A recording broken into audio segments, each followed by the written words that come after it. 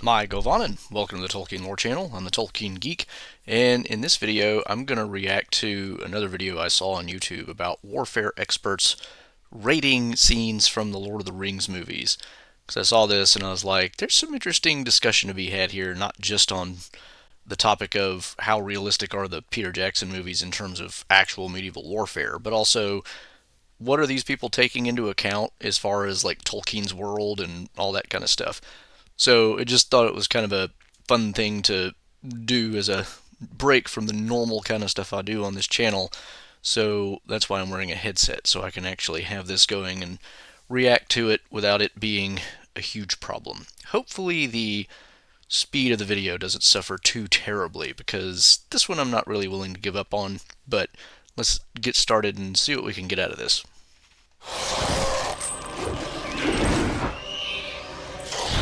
No flail was ever that big. No flail ever had a chain that long. But in this context, it works great. Hi, I'm Toby Capwell. Hi, I'm Shane Adams, the owner of the Knights of Valor. My name is Roken Einendijk. Hi, my name is Neil Kamimura. I'm Dr. Michael Fulton. I'm Jim Kent. Today we'll be looking at scenes from Lord of the Rings and judging how real they are. A whole battery of archers is gonna really mess some orcs up, which is what's happening there. I can't see the types of arrow points they're using, but I see in a lot of films people using broadheads and shooting at armor, and that wouldn't work. There were certain arrow points that were designed to go straight through armor, like a bodkin. It's pointy, but it's bulbous and it's stiffer, and it was designed to kind of punch through armor. Of course, the one thing he doesn't really address is the fact that just before the whole shooting starts, Legolas actually does tell a handful of people around him, because he says it really quietly, I guess, although maybe elves have exceptionally good hearing and can hear him a whole lot better in the rain, that the armor has weak points at the neck and under the arms. So it seems he's at least accounting for the fact that they're going to have to avoid just striking armor. His elbow's a bit high, but you know, I'll give him that. When you got some big orc dude with a stick coming at you, you're not always gonna get a chance to set and make the perfect shot. But in order to speed shoot to that. So he's talking about the orc running, and he's acting as if it's running at Legolas, and therefore a threat to Legolas, which is not, strictly speaking, true. So it makes me wonder, is he being shown clips that are kind of out of context, or what's going on? I mean, granted, his point kind of works either way, because it is true that he is trying to speed shoot, and that gets kind of into the next point. That kind of level, you'd need a pretty light poundage bow. I'm going to go 4. So yeah, a light pound bow.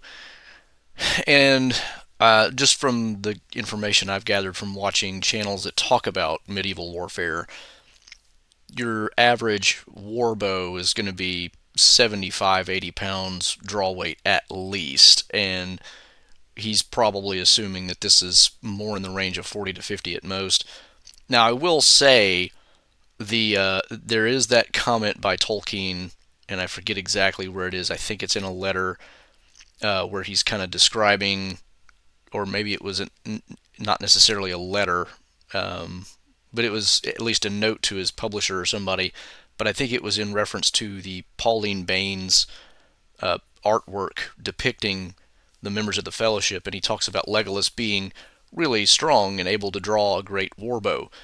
So Tolkien seems to have been familiar, at least, with the idea that warbows were quite heavy, and he was also talking about the fact that Legolas is not some slender sprite that you might have imagined as an elf from other types of fiction.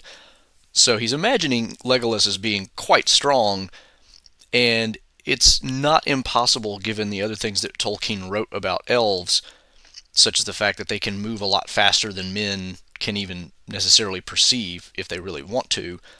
That's, I think, in the nature of Middle-earth, that maybe Legolas really could rapid fire a bunch of arrows even from a warbow.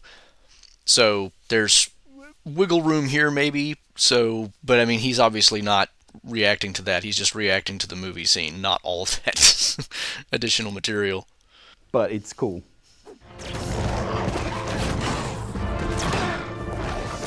If I use a quiver, I tend to use a back quiver. It gives you a nice low profile. Quivers you tend to either wear on your hip or your side or your back. When you're in the woods, you tend to want to keep a sort of fairly slim profile, so a back quiver is quite useful. Yeah, and you will see people online who will talk about the fact that it's actually more common to use like a hip quiver because you can just draw from the hip, put it on, and fire. But it kind of does depend on context, and so it's interesting that he points out that in the woods, which of course Legolas is a woodland elf, it would make maybe more sense to have a back quiver because you're trying to not have it run into things in the underbrush and all that. Now, he's got this weird... Yeah, and this is not the only place you'll see this. This is one of the other things that I did not like about, let's say, a Rondir's bow shooting in the Rings of Power is where did all this business of this reverse hand grip come from? It seems so bizarre to me. Like it's... And he apparently has kind of the same problem, although he'll give a caveat. Grip on the string. He's got the arrow on the left side of the bow, I think, and he's holding the string like that, which isn't what you do. If you really wanted to hold the string upside down, you'd need the arrow on the right side of the bow. I imagine that's more of an aesthetic thing than anything. Although to me it seems so non-aesthetic. You can hear, as he draws up, you can hear the bow creaking. Now, this is a trope, and that's when the bow comes up to full draw, you hear it creak. Bows don't creak. If your bow's creaking when you come up to full draw, it's probably going to explode on you. But the archery is a little bit all over the shop. I'm going to go 6. Yeah, when you think about it, and especially because like this is the bow that Lurtz is using is not even a recurve bow. I mean, it kind of is a recurve bow, but it doesn't have that much room to really get a big stretch on it anyway. So if it starts making that kind of noise, yeah, that would hint at maybe some structural integrity problems, unless it's made of something other than wood, which, why would it be creaking then? Hi, I'm Toby Capwell. I'm curator of Arms and Armor at the Wiles Collection in central London. Since I was a kid, I've been riding horses and fighting in armor. I've taken part in competitions, armored combat all over the world. Could not be undone.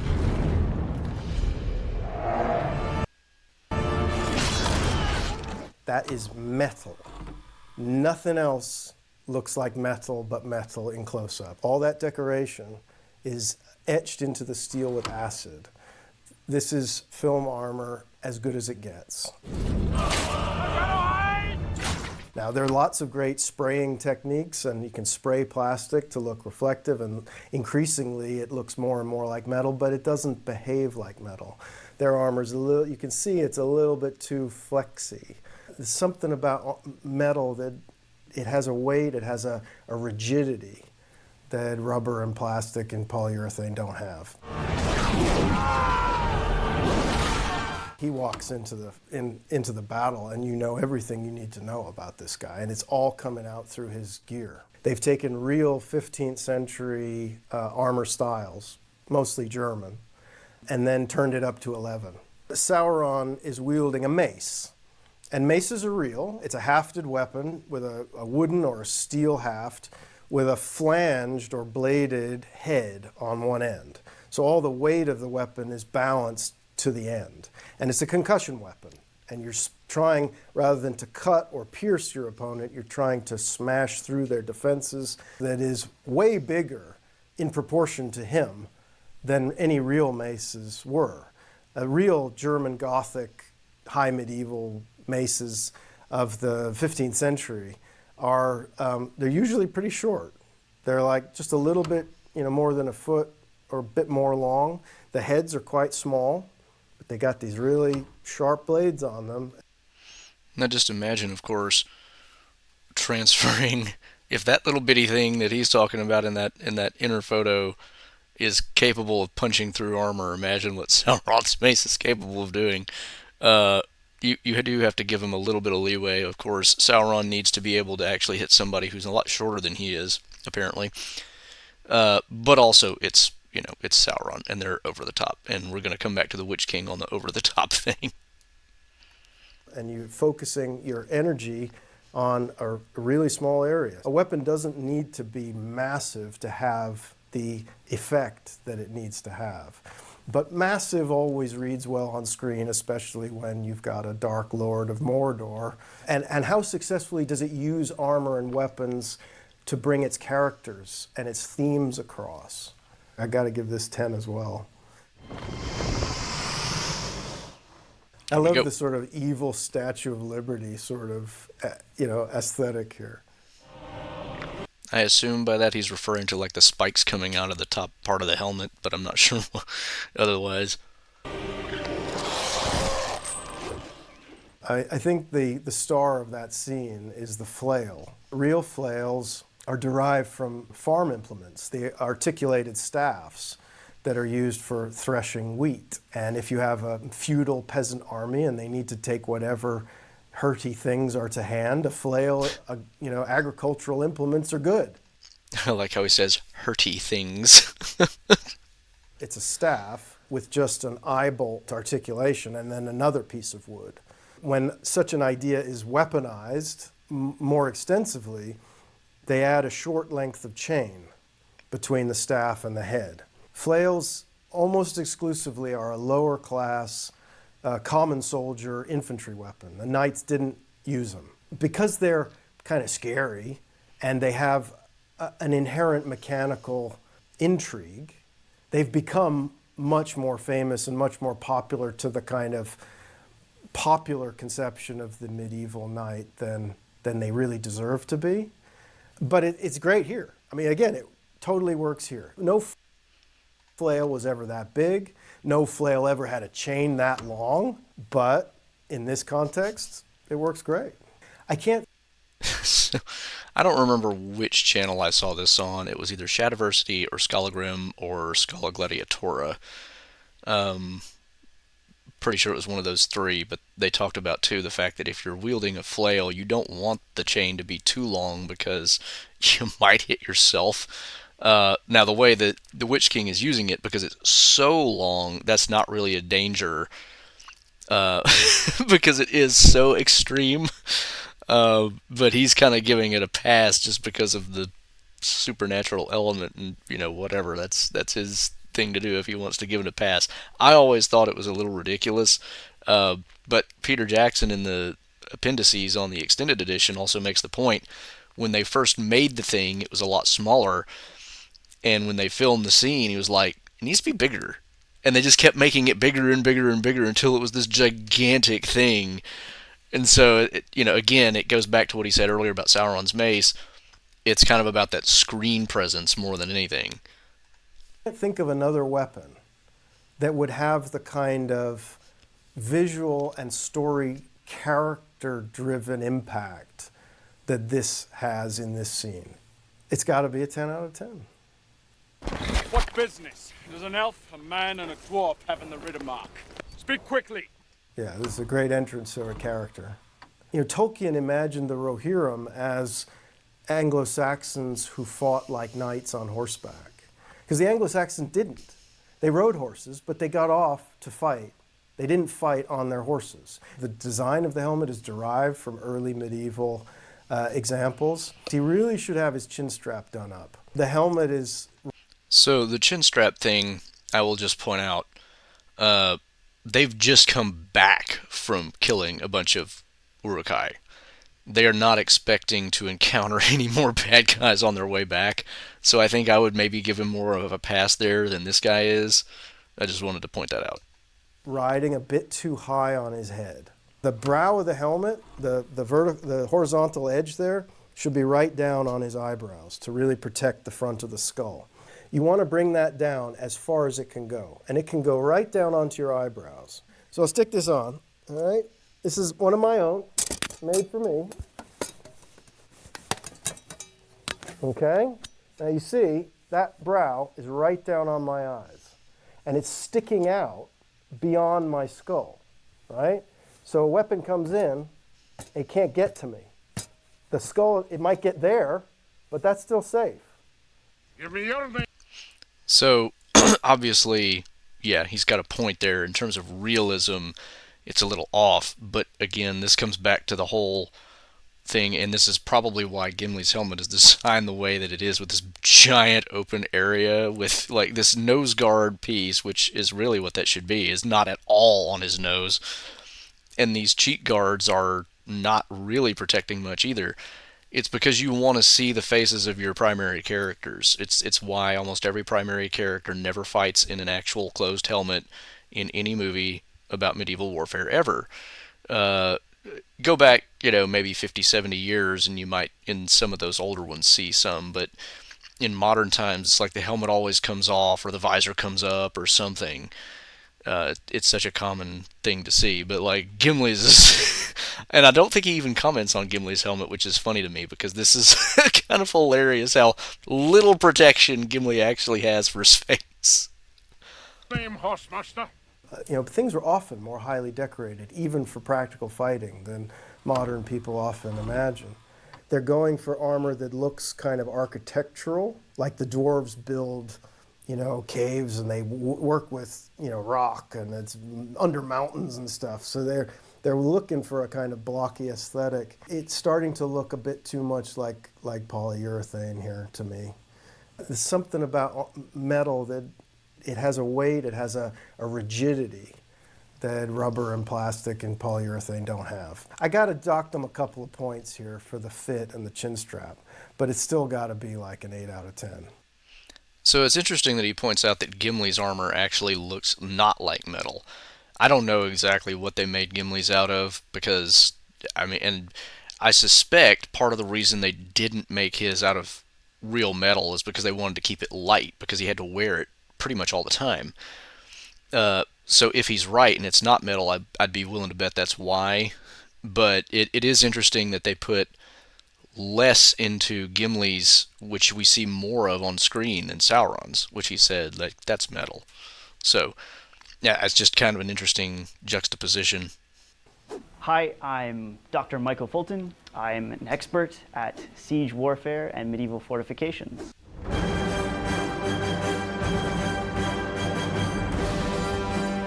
These are terrible catapults. The stones seem to somehow speed up as they leave the basket. Should slow down from that point. First thing, it's not actually a catapult. I'm surprised he's not calling it a trebuchet, but whatever. If you look at how big this chunk of stone is, it's significantly larger than the engine that's supposed to be throwing it. Yeah, see, I always had a problem with those too, because first of all, it's like, how do you even get that huge chunk of stone there to begin with, and where did it come from? It looks like part of the city. Like, what part of Minas Tirith is crumbling that they're pulling off giant pieces of, structures, building facades to put there? Now, throwing heads is a real thing. This is an element of psychological warfare.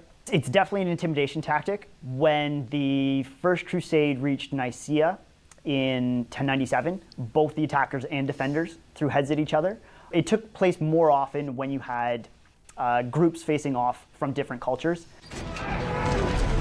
See, some of these videos that they do like this, I always wonder what they're leaving out. Because he said that about it was more often when it's two different cultures facing off against each other. What did he mean? What's the reason behind that? There's got to be like a real story behind why, say, the French and the Germans or the French and the English wouldn't do that to each other. But if you had a crusading army from Western Europe go all the way to either the Near East or the Holy Land or something, they might do that to each other. Why is that? But they don't explain it because they cut things out of these comments. Notice how even these guys are afraid of the Warner Brothers copyright machine. The music they are playing is not, at least for some of these segments, is not from the movie. To attack a big curved wall, it's just like attacking any other wall. Rounded towers are designed purposely to deflect incoming artillery and such. Cohesively, a rounded tower is stronger because it doesn't have corners, so you don't have the same kind of points of stress. So if you're trying to undermine a tower, a round tower is slightly stronger than a... Now, the funny thing is, he's referring to this as a tower, but Denethor is not on a tower, really. He's just on like a really high curved rampart because he's up at the top level of the city, which is 7 layers. So, again, it makes me wonder how much of the context of these movies some of these guys saw, because, and they're not hitting anywhere near this level with the artillery from the bad guys. That's not happening. And the curved wall of the outside, which actually is still curved, is just a wall. It's not a tower. So again, makes me wonder, like, are we missing some context here? A square one. Cities built on cliffs that you'd attack. Why don't you just build on top of the cliff? As real as an orc siege of a make-believe city can be, I'm still going to have to give this 1 out of 10. See, and this is another one. Like, he gives it a 1 out of 10, and don't get me wrong, he brought up legitimate criticisms, but 1 out of 10? That seems a little low. But I would love to hear what else he had to say in criticism of the scene, because the criticisms he gave were criticisms, yes, but they don't seem like they would be that devastatingly bad to this overall score that he's attributing to this. So I don't know.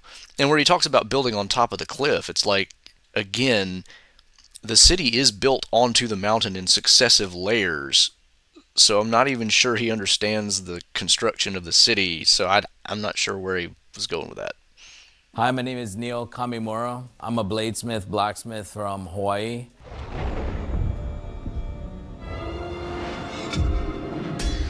If you look at the first initial scene, there's 1, 2, 3, 4, 5, 6 pieces of broken sword. And then when they go to put it back together, it's only 2 pieces. So flux it's like borax. So basically So he says there's only 2 pieces. I mean, my interpretation of that was they're skipping like steps 1 through 4, where they combine pieces 1, 2, 3, and 4. And then they're only showing like the very end where they get to the last 2 pieces to put together. So I think he's being a little hypercritical, nitpicky there. But yeah, he's going to have some more substantive critique in a sec.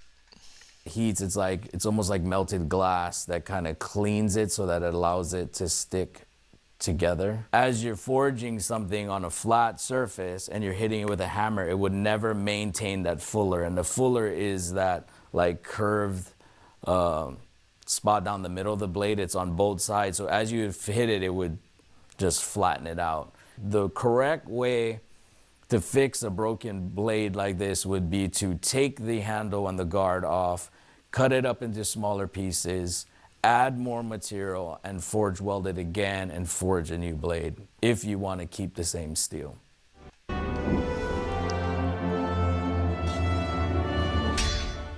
Look at the guy swinging. You can just tell by their swing that they've never touched a hammer in their life, and it's not nearly hot enough to just butt weld a forged blade together. To forge weld, it's at 2300. It's a brighter color. It's not orangey and it's white. 6, because they were actually forcing air into a coal forge. They were putting flux on there to try and forge weld it. My name is Rook. So, yeah, I mean, he is right as far as the actual welding process. The reason you can't just weld the 2 pieces together is because structurally it does not have the strength of the original blade. That's why you have to melt it all down and start over from scratch. You can pick that up from lots of YouTube channels that talk about this kind of stuff.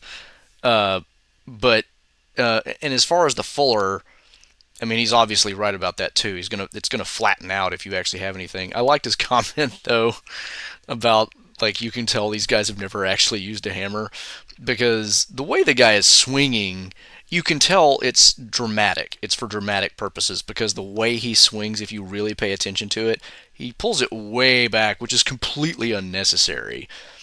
Even if you're doing something like chopping wood, you don't throw the axe all the way behind. You only bring it up to the top, because that's where the leverage starts, right? If you have to pull it from all the way, then you have to just waste a ton of energy. You don't pull a hammer all the way back behind you and then swing. That's silly. but also you can tell that he kind of slows the swing down as he comes. So the swing was clearly done for dramatic purposes, not for realistic purposes. But he calls it out because he's right. I mean, you would never do that in a forging process. Now, on the fuller thing, I will say, just because they're doing it this way and it will flatten out the fuller doesn't mean they can't just grind out the fuller again. So again, maybe just a smidge nitpicky, but... And this is kind of the beauty of the way that it's handled in the book, is because it's not a visual medium, you don't have to show it, and there's no incentive to describe it. So it's just, they reforged the sword, and it was, renamed Anduril. Whereas in the movie, they kind of have to show it for dramatic purposes, and they go about it the wrong way. Canandaigh. I'm a historian of ancient warfare at Lincoln College, University of Oxford. I specialize in classical Greek warfare.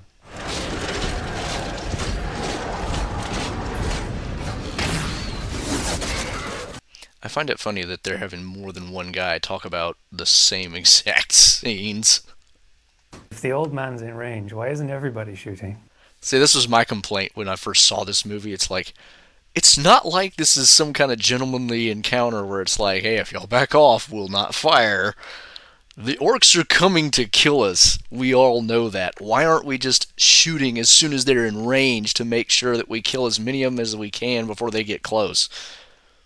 They're making all these people on the walls hold their arrow for a really long time, and these are really heavy bows, so it's exhausting.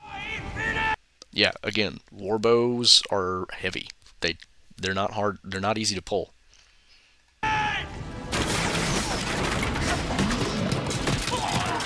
Armor is intended to keep arrows out. Bows aren't guns. They are meant as suppressive weapon. You use it to keep their heads down. And so, of course, you would still use it even against people wearing plate armor, because even the feel of arrows sort of pinging off your armor or falling around you is going to make you much more cautious. See, this is interesting too, because he's basically giving a different opinion than the guy who was in the original. I think it was the very first segment we saw, where he was talking about the bows and how the bodkins are designed to punch through armor because they're kind of bulky but also pointy.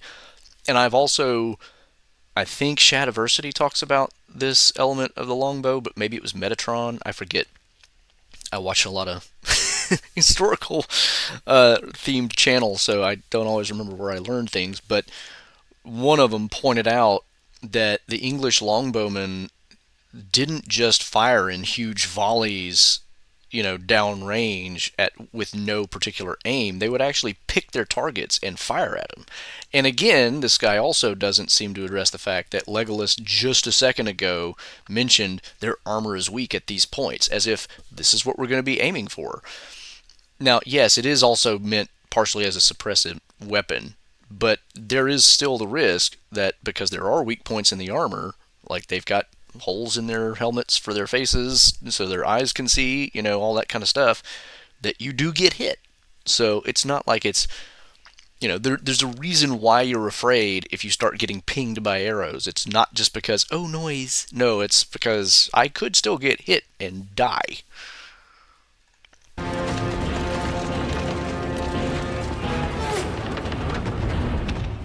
Obviously, attacking walls with ladders is just a really, really risky proposition and usually doesn't work. If you believe they don't have either the courage or the strength to resist you, then you might try this. You just put a lot of ladders against the walls, swarm up, take the place.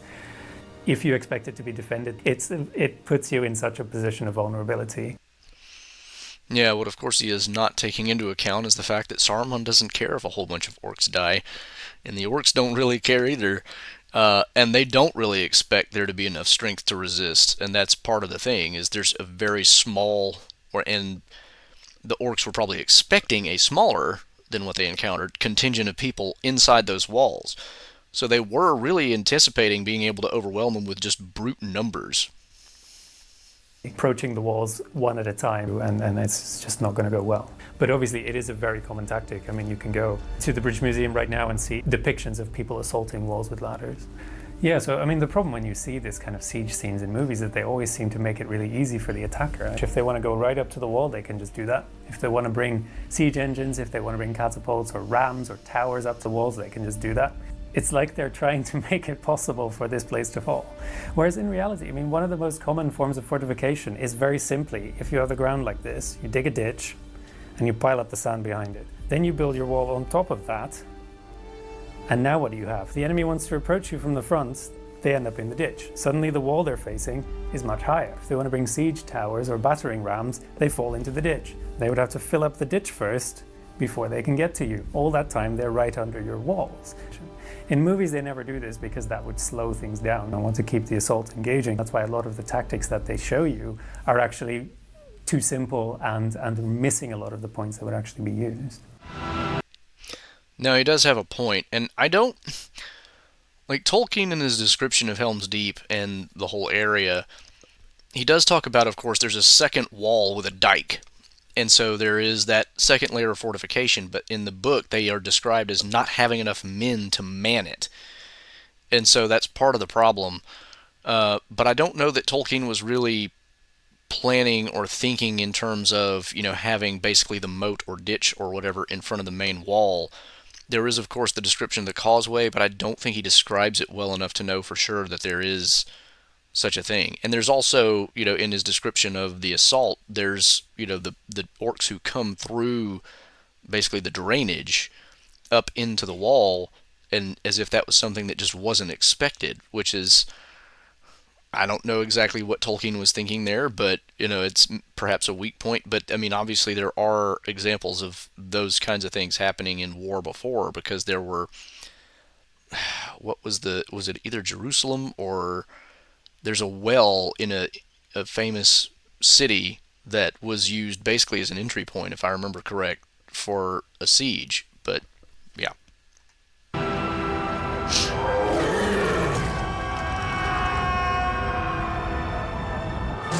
Well, firstly, that hill is much too steep, so everybody would die. But these horses would just slide to their deaths, unfortunately. Yeah, I was always a little bit kind of curious about that. But if we if we take that out of the equation, I always thought it was validated by the fact that he uses the light of the sun to blind the orcs, which means they lower their pikes at the last moment. So the idea is that he creates those openings that the horses need to see in order to push their charge. So you see... See, I'm not as forgiving as this guy, because whenever I see this scene, I go, man, even if you're blinded by the sun, you have a cavalry charge coming. Just close your eyes and keep holding the pike in place, and you'll probably be okay. But I mean, he's kind of given more credit, I think, than is really justified. Again, this is not how Tolkien wrote this scene. By this point, Theoden has busted out and is coming, kind of caused a rout among the orcs. And then Gandalf and Erkenbrand show up with a whole bunch of people on foot, not even on horse, and start basically moving into attack. And the orcs, between those two things and the fact that there's now this giant forest that wasn't there last night, are like, I'm going for the trees, man. At least they don't move.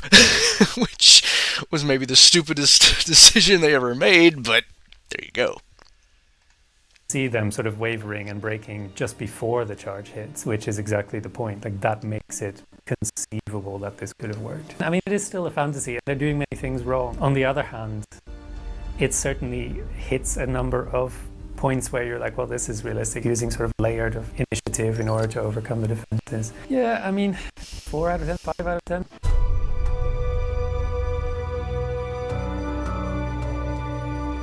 Once again, not using the movie soundtrack. So cavalry charges usually would have been a lot slower than you see in movies, where in movies they spend a lot of time galloping. They're kind of going in at full speed into the enemy, and they do that for a long time because it gives a sense of speed and drama, and it gets that nice hoofbeat sound. If they have to be tight, they have to be close together. And so in order to maintain that, you got to make sure that you don't go too fast too soon, because the horses will have different paces. So what they would actually do is they would approach slowly. Maybe they would break into a trot at some point. When they got near the enemy, they will break into a canter. But if they even gallop at all, that would only be like the last couple dozen meters. You actually will see better versions of that based on his description in some other movies. But I will say, in defense of this one, the way this scene is written, even in Tolkien, is that Theoden basically takes off in a berserk rage as soon as he finishes his little speech, and he just takes off because he's in the moment so much, and everybody else is struggling to keep up with him. So even though historically, yes, that's how you would have done it, in this particular story, there's a particular reason why everybody is already galloping way before they get to the bad guys.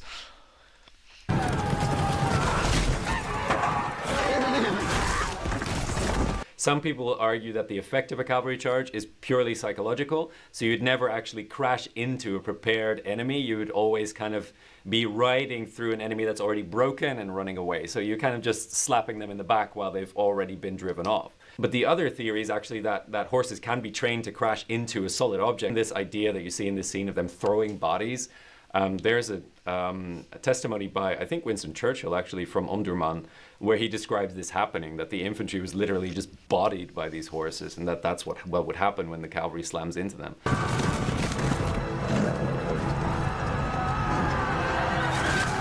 I think the movie is trying to signal this idea. It's like, we know that it's going to be very difficult. You know, we know not everyone believes that cavalry can charge into a prepared position and carry it. So we're kind of trying to anticipate that by saying, look, these orcs were already wavering. And so when they start wavering and opening up gaps and lifting their weapons, that's when cavalry has the opportunity to overrun them. Which is interesting because the earlier guy, the jousting expert, mentioned the fact that we have historical examples of people actually just riding over.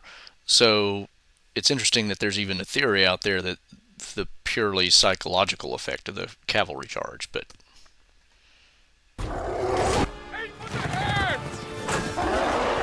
I mean, Oliphants are basically just a sort of souped up fantasy version of the war elephant. In ancient times, when they were first introduced, they were very effective because any army that hadn't seen these animals before was going to be absolutely terrified. So what you often see infantry do when elephants charge them is just make space, just make canals, make pathways through the formation, just get out of the way.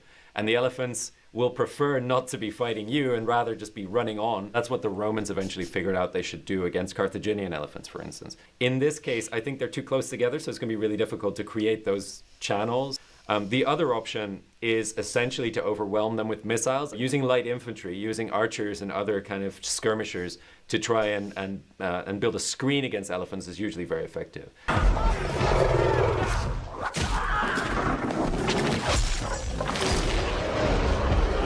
He's throwing his lance at the rider who's controlling the Oliphant. Which is, I mean, I guess it's a way to try and disable them. But the problem that you're facing really isn't the fact that there's a driver controlling the elephant. The problem is that you've got an elephant coming at you. And so really what you want to do is get that animal to either move past you harmlessly or turn away. Yeah, it has to be admitted that Eomer had the luckiest result of a javelin throw probably in all of warfare history. So the rest of the video is covering stuff from the Rings of Power series, and a lot of it is from Season 2, which I haven't even seen, so I'm not really going to comment on that. So these are my comments on the video as far as they cover the Peter Jackson movies. And as you can see, there's definitely a lot of stuff they talk about that's valid. I think some of the stuff they might have been hypercritical or even maybe too lax in some cases. And then there were some cases where it's like, again, because you're missing some of the context, I think it's hard to tell how much they're taking account of the actual story elements that maybe explain some of the stuff that's going on. But anyway, I thought this was kind of an interesting thing to do, just kind of look at this and give a perspective on when you see these kinds of videos, because we all kind of like to watch them sometimes. It's like, how real is my favorite movie? And it's like, yes, you can get useful perspectives from other people, but if they aren't coming from it from a perspective of not only their own expertise but also knowing the real story that well, how much is their expertise going to be maybe a little misapplied? So, you know, it's not that I'm trying to critique these guys particularly, it's just I think you want to have that additional perspective of they might be leaving out things that might explain why what they consider accurate or not might be otherwise. So, hope that was useful, entertaining, whatever. If you did enjoy it, please do give it a thumbs up, share it around. Make sure you subscribe to my channel if you want to catch my future content. If you're on YouTube, click the bell icon so you don't miss any notifications. Follow me on the platform formerly known as Twitter for Tolkien-related trivia questions every week, and check out the description below for other social and support links. Until the next time, I'm the Tolkien Geek signing out for the Tolkien Lore channel. Namarie.